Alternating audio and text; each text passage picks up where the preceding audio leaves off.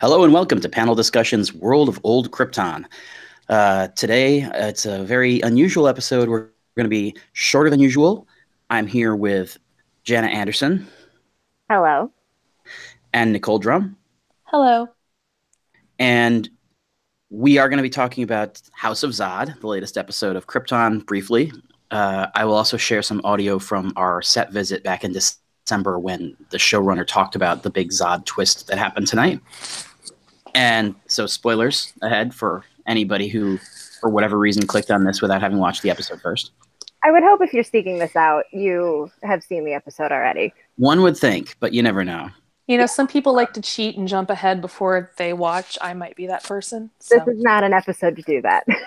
No, definitely not. You definitely want to see this one unspoiled. Absolutely, yeah.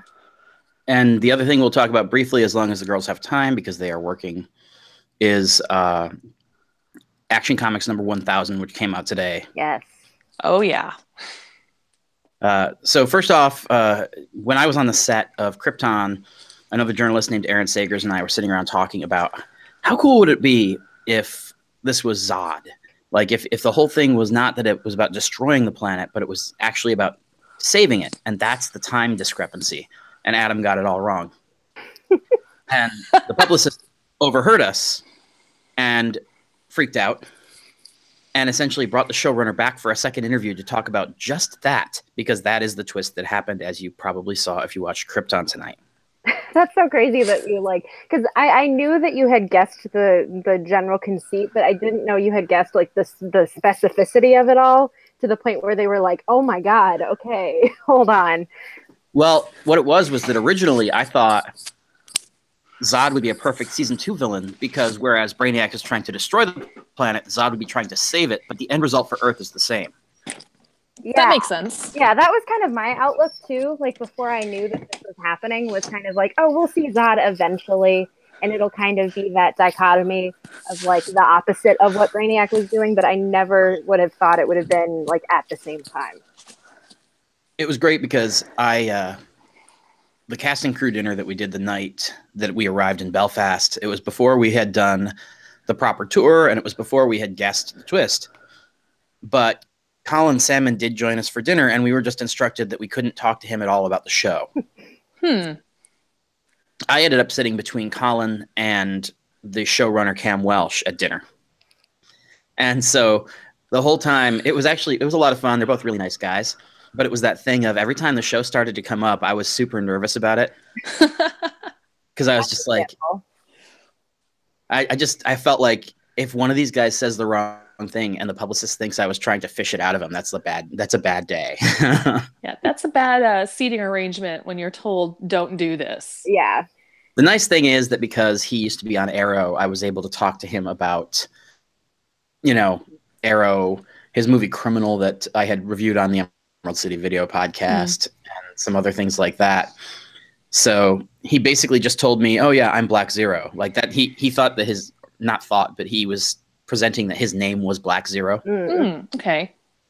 And so he was like, oh, I'm Black Zero. And that's all he told us all night.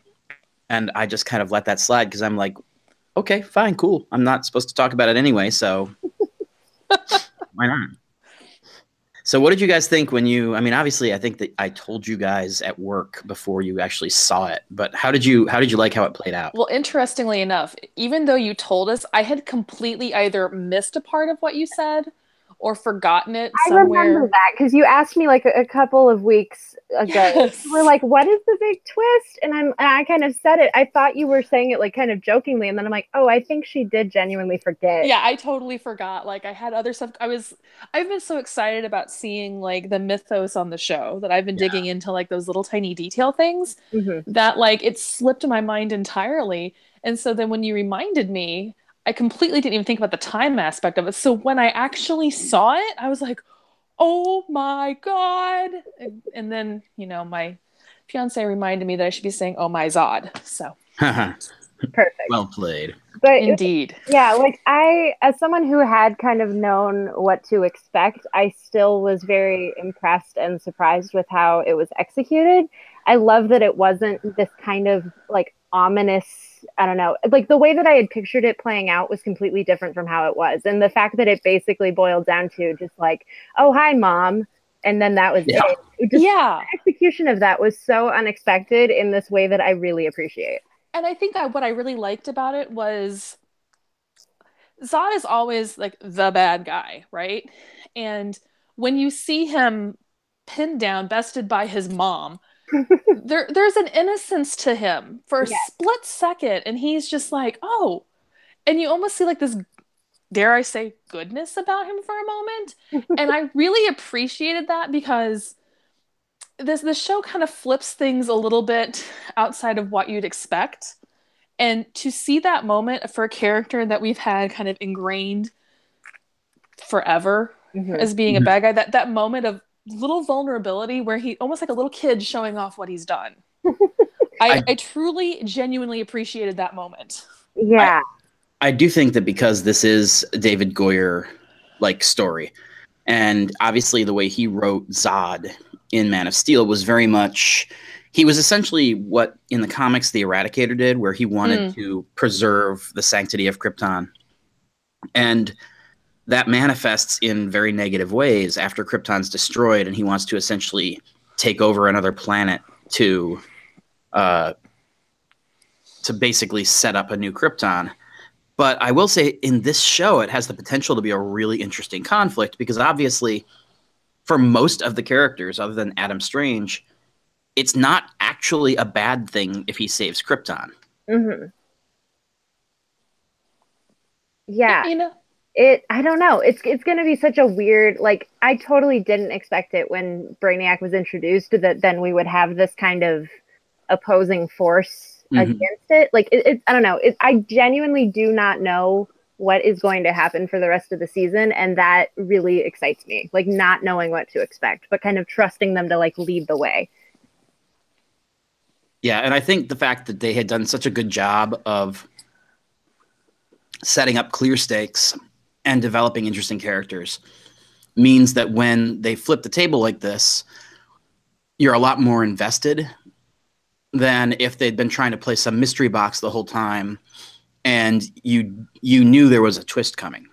Like, one of the things that I was doing for the last couple of weeks is knowing that we had this huge moment coming.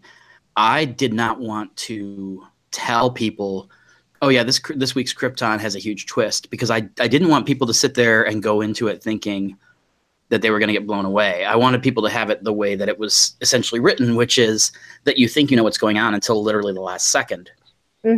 And I think part of the genius of the way they executed this episode is the fact that now it's a week before we learn literally anything. All we know is the only thing we actually learned is he's General Zod.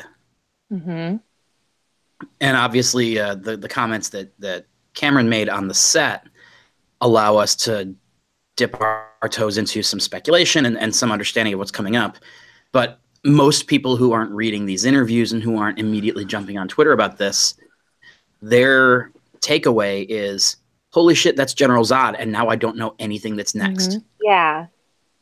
I think that's what makes this show on some level really good for even like for a casual or a beginner Superman person. Yes. And then somebody like us who have, you know, deeply invested ourselves in these characters and their history, both as fans and professionally. Because for those of us who know what's going on and are reading everything about it, we're like, oh man, this is getting good. Yeah. And then for the casual approach, they're just like literally hold on to your butts, guys, because here we come. And I think that's one of the things about this show that really elevates it from just another Superman show. Yeah, I completely agree with that. Yeah. This is almost like an accessible intellectual version of the story.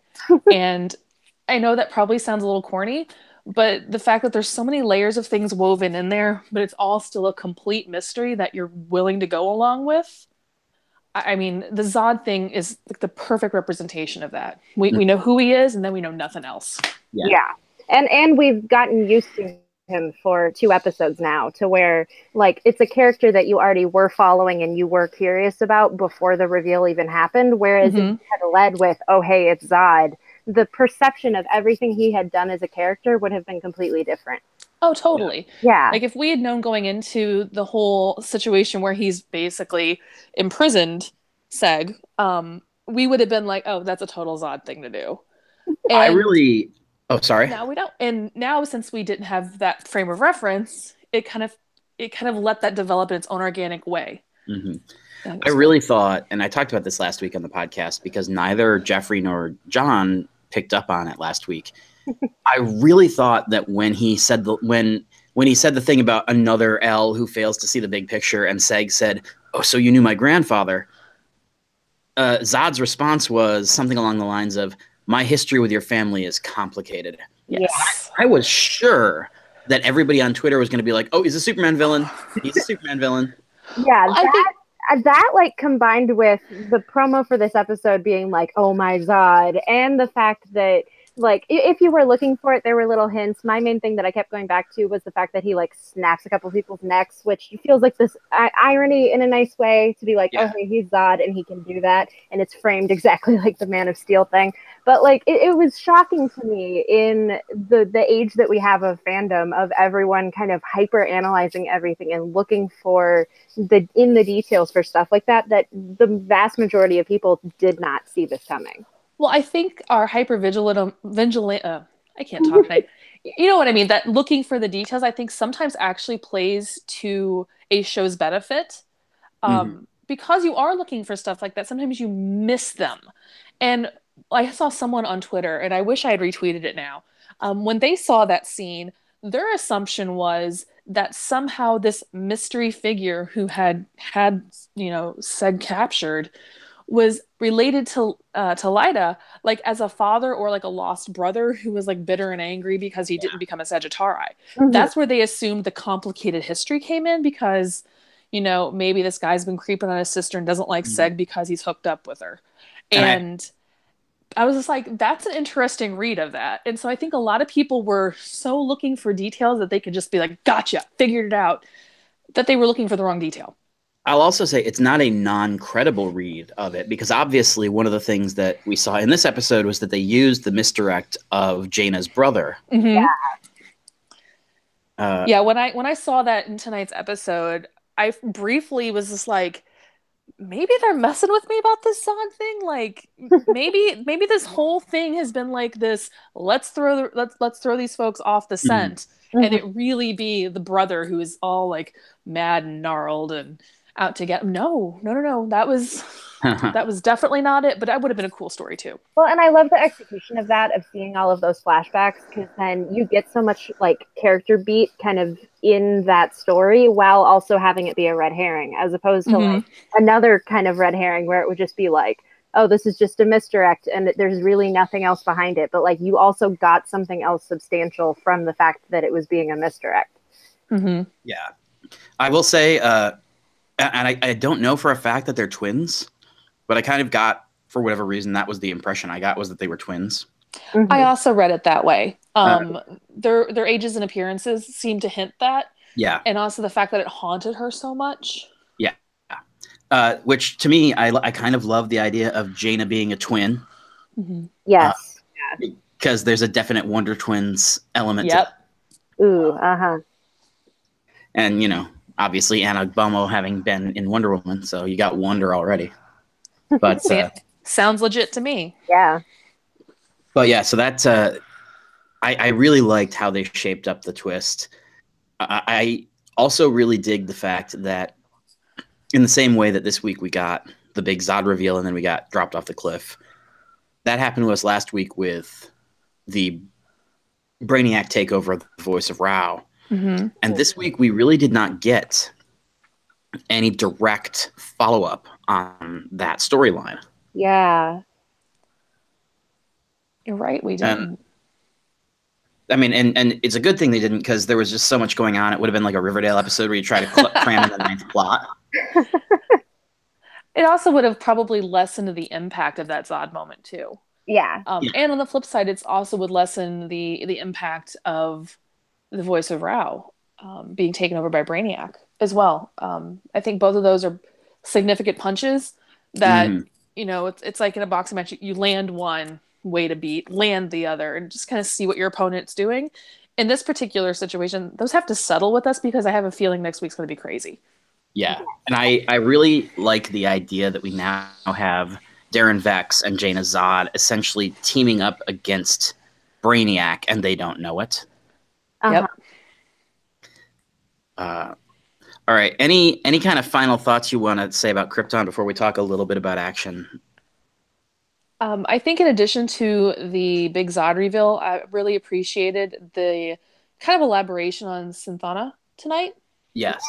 Yeah. That was, I mean, as a person who loves those little things, I really like that that popped up. And I like that we got more than just, you know, kind of a passing reference. That definitely feels like something that's sitting on the back burner simmering. And I really think that that's going to be something to watch. Mm-hmm.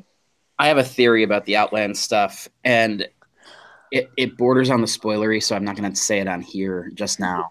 But you're going to tell me later. Yeah, I'll tell you later. And it's one of those things that, again, there's the line of dialogue from Zod last week where he said, you know, my history's complicated. In this week, when he said, you have no idea what you're doing, that woman is the key to stopping Brainiac. Mm-hmm. I have a very particular theory about how and why she might be key to stopping Brainiac. And if I am right, it sets up one of probably the coolest ideas that the show could possibly give us. So color me intrigued. Yeah, so start kind of scratching your brain and thinking about like what else could come of that. And the only reason I'm kind of being coy about it is because my theory is far from confirmed based on the set visit. However, one element of my theory I know more than the show has yet told us. Okay. And so it's not entirely fair for me to just be like, haha, all the information says this, because I have slightly more information than the show has provided. Okay. But that's a thing where I'm just looking at it going, that's an interesting line of dialogue. Like, why would this crazy Sithonite woman be the key to stopping Brainiac? And I think I have an idea, which I'll be talking about, I'm sure, in the next week or two. Awesome. Can't wait. Before we go into action, I do want to point out, because this is a big reveal, and because it did come on Action 1000 Day, DC Comics sent me an Action Comics 1000 t-shirt. It's a size large, which is too small for me. And so on Twitter, I am giving it away. And what I'm doing is essentially telling people, okay, send me your reaction, either a tweet or a GIF, or if you want to record a reaction video. You got to follow me at Russ Burlingame, follow Cameron Welsh, the showrunner, which is Cam Welsh, all one word, _, and then send us the reaction. And tomorrow at noon Pacific time, I'm just going to drop all of the reactions essentially into a bucket and pull one of the people who responded to my call to arms out to give a t-shirt to. Awesome. So that if you're listening super rad and you haven't done that yet, go and you can win a Jim Lee Superman t-shirt. So at Comics 1000, what did you ladies think? I actually really loved it. There were stories I liked better than others. Mm-hmm. Absolutely. There's one story in particular that really ground my gears. And anybody who knows me in real life and may follow me on social media might have an idea of which story that is. But I have to admit, like I went into it with a lot of expectation. Mm-hmm. And the very first story in the issue, from the city that has everything. Yeah, I'm actually getting a little emotional thinking about it. Actually brought me to tears. I got a little bit emotional, and I thought it was just beautifully done, and it is such a landmark issue. And I think what I really appreciate about that one specific story within the issue, the whole issue is just beautiful. The variant covers bring me all kinds of like nerdy joy. But I think what I really loved about that first issue was it gave Lois a really significant role to play. Yeah. And a lot of people have forgotten that, yes, this is Superman's big 80th, but it's also Lois's. Yeah. And she's always been kind of like a little fictional role model of mine. So that was a really big deal for me. But I didn't care much for Bendis's story. Yeah. I for a lot of reasons. I was waiting for you to say like the one story you didn't care for to see if it like lined up with the one that I knew what Russ thought and I knew what I thought, so I was just curious. I'm glad we're all. It drove me insane. I told a friend of mine this after reading it, that I'm like, I really felt like Bendis came in and was just like, hey, I'm here. Allow me to disrespect your character. Allow me to disrespect this history. And hey, love me for it. And that is not going to fly with me as a fan. So, I wrote, I actually counted it up, and I wrote 3,500 words on this comic today for Comic Book. And I'll link to my full review in the show notes for this podcast. But the one thing I will kind of quote from my own review, because it's the thing that really sticks with me, is this is a book that is about what Superman means. And these stories are all trying to say something. Mm-hmm. And unfortunately, in The Truth, Bendis and Lee, the only thing they're trying to say is, hey, look, everybody, Brian Bendis and Jim Lee did a Superman story. Yeah. Exactly. That's exactly how I feel about it, too. The story felt like nothing more than a very forced ad for something that we don't really want. Yeah, it was just like a prequel. And the fact, I don't know, the placement of it also kind of bothered me because it felt like such a weird note to end it on. I feel like if you had even put it in the middle of the issue and then had kind of ended the issue on a more triumphant note, I maybe would have like accepted it a little bit better. But like going from all of these stories that end on such like hopeful kind of undertones and stuff to then end with Bendis's thing just felt odd to me. Yeah, I agree. Yeah. And I think actually really bothered me, in addition to all the other issues I have with it, I mean, I think I did a pretty good job of writing diplomatically about how Bendis' story makes some changes to the Superman history. Mm-hmm. I try to be diplomatic. But I think what really got me is that Superman is a character of hope. Mm-hmm. He was kind of created out of hope. He's been built on hope. And I'm not saying it's been perfect his entire 80-year run, but seeing the way that final panel was in The Truth, just literally said, I had the actual thought of, has Bendis ever read a single issue of a Superman comic? Yeah, the thing that really exhausts me about the ending, and I mean, I guess spoilers for anybody who hasn't read Action, you can probably bail out at this point because we're all on the same page. I thought it was a really great issue. I thought that the Marv Wolfman, Kurt Swan one was a little lacking because it was so Frankenstein together from existing disparate pieces. But that had a charm to it in a way. Yes, exactly. Yes. And the fact that they had Swan in the book bought back a lot of goodwill for that. But other than that, I thought it was a really great book full of some really great stories. I particularly liked both the Jurgens one that you already mentioned and then the Scott Snyder, Raphael Albuquerque one where it ends with Lex and Superman going like, I know, let's go home. That one was the one that like tugged on my heartstrings. I got a little emotional there too. how much that affected me. I loved it. But the Bendis one is really the only thing that sticks out. And it's funny, I've been ambivalent about Bendis taking over, but it's not because I don't like Bendis. It's actually mostly just because if you're going to bring this like high profile hire in and kind of give him carte blanche to reinvent something, it feels to me like maybe do it on a property that needs reinventing, whereas Superman right now is in the best place it's been for about 15 years. Yeah. Oh, absolutely. I agree with that too. I also think that I would be a little more willing to go with Bendis on whatever path he is taking this story if they had included that in any other issue than 1000. Yeah, that was another. And that's actually, it's funny. Yeah. Chase Magnet, who reviews comics for us at Comic Book, he and I typically don't see eye to eye on much. Our tastes are very, very different. And we both like respect each other's points of view, but we almost never agree on anything. And last night, while I was putting together the last bits of my review, I noticed that Chase had done basically exactly the same thing I did, which was a slideshow. But instead of just reviewing each one and then doing it in the order that the book was in, he ranked them. Oh. And while I didn't agree with many of his rankings, he did have the Bendis one at the bottom. And the thing that he said, which is something that all four of us have said at either on this show right now or in the weeks since we've seen it for the first time, was this was a story that might have been better if it was not in this book, but it just feels so out of place here.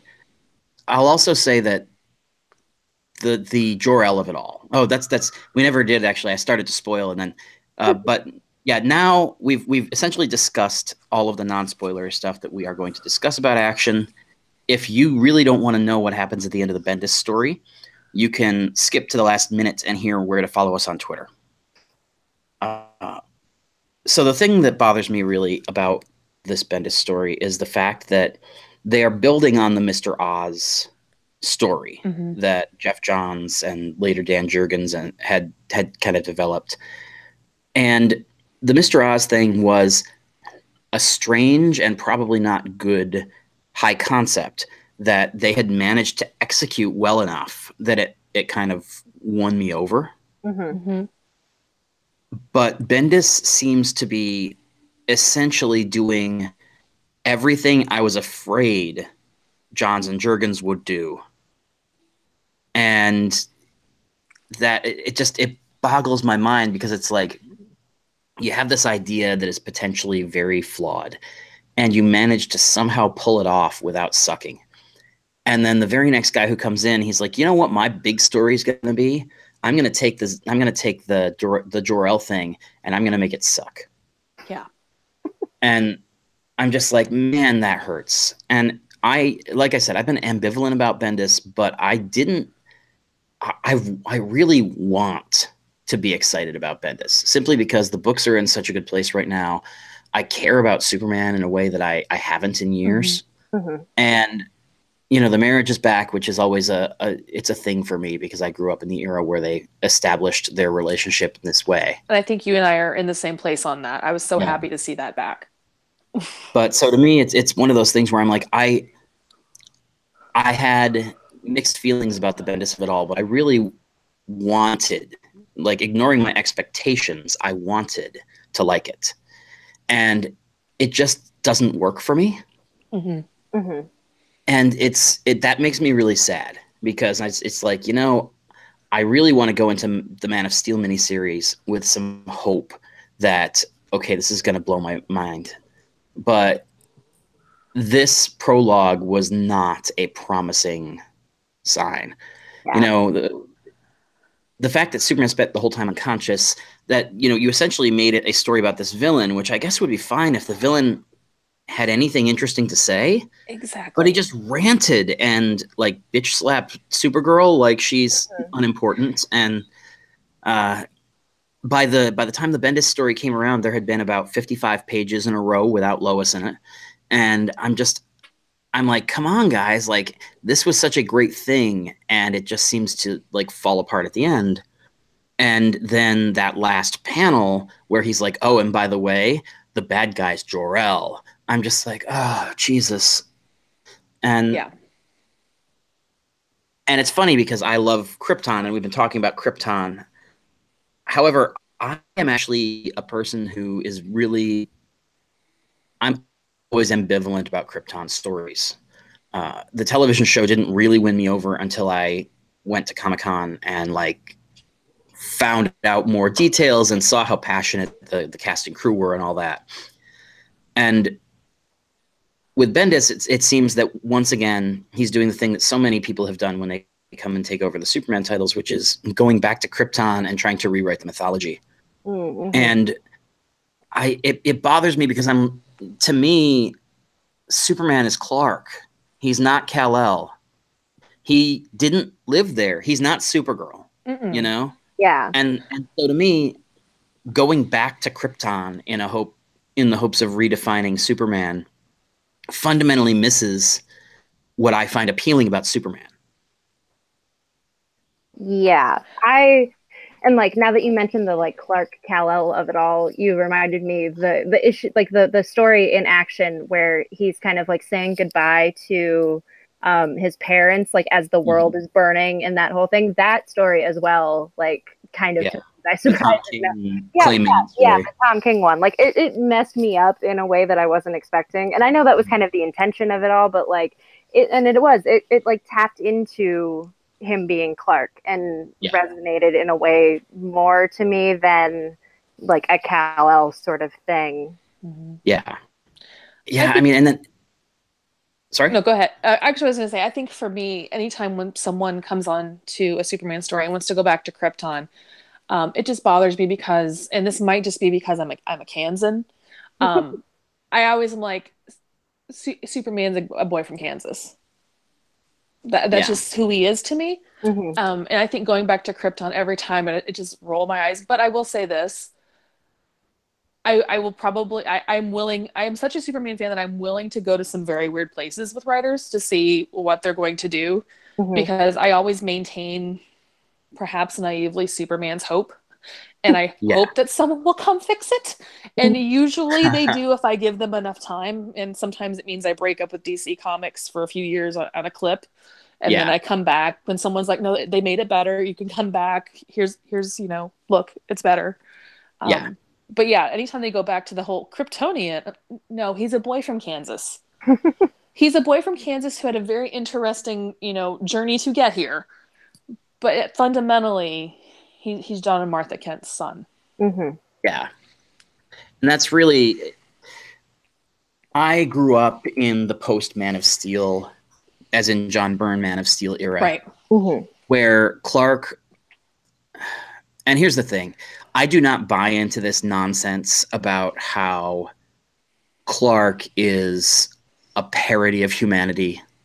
That Superman, that the reason he was klutzy and dim-witted and whatever else is because that's how he sees us. That's an asinine reading of Superman mythology. But I will say that the fact that they made Clark such a loser for the first 50 years of his existence did make him very difficult to be an aspirational figure as Clark. Right. And it kind of said, like, he's only got value when he's Superman. And post Man of Steel, when they made Clark a really interesting story, or a really interesting character, that fundamentally changed the kind of dynamic of the Clark-Superman balance, and that's part of why it was so easy for writers in the 80s and 90s and early 2000s to make him Clark and not Kal-El. And I think that when you see the folks who came on in 2000 and tried to undo most of what Byrne and Ordway and Wolfman and Jurgens had done, it's very telling that the first thing Jeff Loeb did when he got to Superman was to tell a reimagining of Krypton that essentially undid big chunks of Man of Steel. And so to me, I had this great interview with John Bogdanov a while back when it was the 20th anniversary of Electric Blue Superman. And John talked at length about the philosophy in the Superman editorial room in the 90s. And he essentially verbalized a lot of what we were just saying about Clark. And I was just struck by the fact that I didn't know how in sync I was with that editorial philosophy, but it's always like it's been there. And I'll have to find, I believe that I have that audio. Maybe I'll try to drop it in the next episode. But that is something that a lot of writers miss, and I'm very worried that Bendis is going to miss it. And the fact that he chooses to start with not just Krypton, but with, hey, Jor-El's a dick, really concerns me in that regard. I totally get that, yeah. Yeah, that's definitely a valid concern. All right, why don't we go around the room and do the social media thing, because you guys can get back to work, and I have somebody who I have a copy of Action Comics 1000 that I got for a friend, and he's going to come upstairs and get it. All right. I don't know which one of us wants to go first. Why don't we start with Nicole, since she's never been on the show, and then we'll wrap up with me. All right. Woohoo! I can be found on Twitter at Life in Polaroid. All right.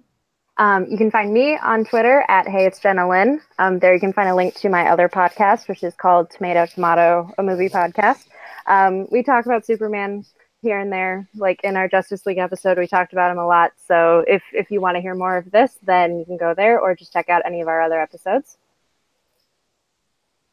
And same thing with me. You can find me on Twitter at Russ Burlingame or at ECV_comics, which is the show.